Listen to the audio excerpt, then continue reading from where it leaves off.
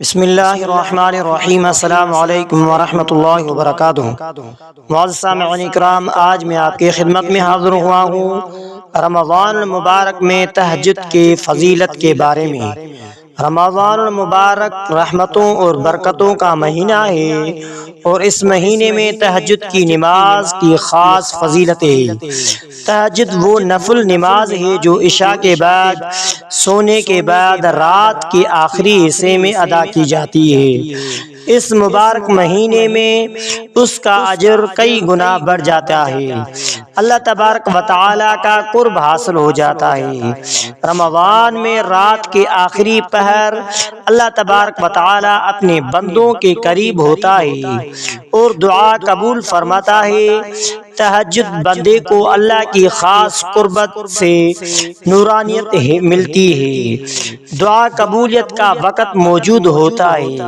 رات کا آخری حصہ دعا کی قبولیت کا بہترین وقت ہے۔ جو شخص تہجد میں گڑ گڑا کر دعا مانگتا ہے، اللہ تبارک و تعالی اس کی دعاؤں کو قبول فرماتا ہے۔ چاہے جو بھی دعا مانگے، انشاءاللہ اللہ تبارک و تعالی دعا قبول فرمائے گا۔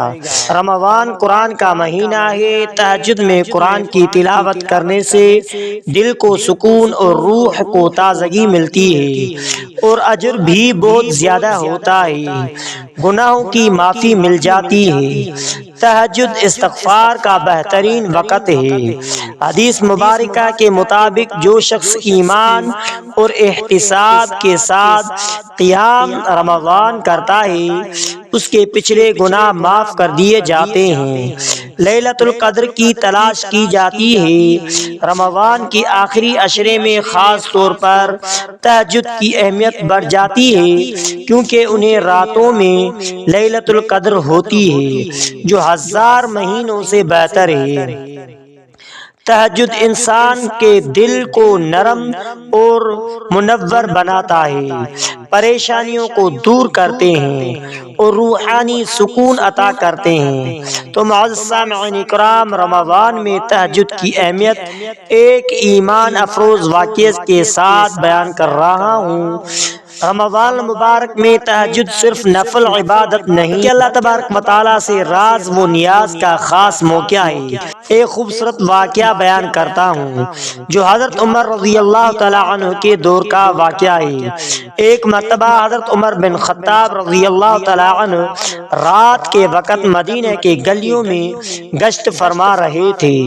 انہوں نے ایک گھر سے قرآن کی تلاوت اور رونے کی آواز سنی۔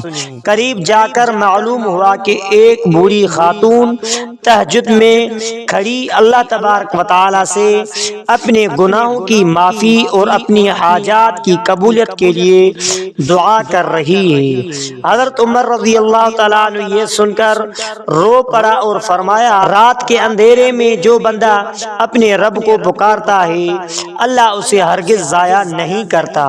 یہ واقعہ ہمیں سکھاتا ہے کہ تہجد میں مانگی گئی دعا کتنی اثر رکھتی ہے، خاص طور پر رمضان میں جب رحمتوں کی بارش ہو رہی ہو۔ نبی کریم صلی اللہ علیہ وآلہ وسلم کا معمول رمضان المبارک میں قیام اللیل کا خاص اہتمام فرماتے تھے۔ آپ صلی اللہ علیہ وآلہ وسلم اتنی دیر قیام فرماتے تھے کہ پاؤں مبارک سوج جاتے۔ جب عرض کیا گیا کہ یا رسول اللہ صلی اللہ علیہ وسلم، آپ کے تو اگلے پچھلے گناہ معاف ہیں، تو اتنی مشقت کیوں؟ آپ صلی اللہ علیہ وآلہ وسلم نے فرمایا، کیا میں شکر گزار بندہ نہ بنوں؟ سبحان اللہ۔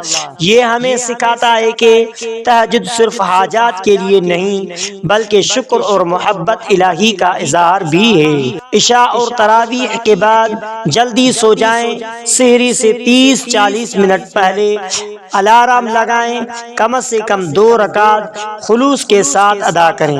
سجدے میں لمبی دعا کریں، خاص طور پر اللہم انک عفو تحب العفو فاعف عنی۔ اگر آپ چاہیں تو میں لیلۃ القدر کے بارے میں بھی ایک ایمان افروز واقعہ بھی بتا سکتا ہوں۔ رمضان کی راتیں خاص طور پر قبولیت اور قرب الہی کی راتیں ہیں۔ تہجد ان راتوں کا تاج ہے۔ محمد محمد مصطفیٰ احمد مجتبی صلی اللہ علیہ وآلہ وسلم کا معمول تھا کہ رمضان میں قیام اللیل میں خاص محنت فرماتے۔ آخری عشرے میں تو آپ صلی اللہ علیہ وآلہ وسلم رات کو جاگتے، اپنے گھر والوں کو بھی جگاتے اور عبادت میں مشغول رہتے۔ یہ ہمیں سکھاتا ہے کہ تہجد صرف عبادت نہیں، اللہ سے محبت کا اظہار بھی ہے۔ تو معزز سامعین اکرام، یہ بندے کو صبر، سکون اور روحانی طاقت عطا کرتے ہیں۔ رمضان میں اس کا اجر کئی گنا بڑھ جاتا ہے۔ عملی نصیحت یہ ہے کہ نیت خالص کریں، صرف اللہ تبارک و تعالیٰ کی رضا کے لیے کم شروع کریں، مگر پابندی رکھیں، 2 رکعت بھی کافی ہے۔ سجدے میں اپنی دل کے زبان سے دعا کریں، خاص طور پر آخری عشرے میں اہتمام بڑھا دیں۔ اگر آپ چاہیں تو میں کسی صحابی رضی اللہ تعالیٰ اجمعین کا واقعہ بھی بیان کر سکتا ہوں۔ تو معزز سامعین اکرام، تہجد کی برکت سے اپنی زندگی کو تبدیل کریں۔ تو معزز سامعین اکرام، آخر میں آپ سے ریکویسٹ ہے کہ اگر آپ نے ہمارے اسلامک وظائف ٹی وی چینل کو سبسکرائب نہیں کیا ہے تو آپ ہمارے اسلامک وظائف ٹی وی چینل کو سبسکرائب کر لیجئے اور بیل آئیکن والے بٹن پر کلک کریں۔ ہو سکے تو اس ویڈیو کو صدقہ جاریہ سمجھ کر شیئر کرنا مت بھولیے۔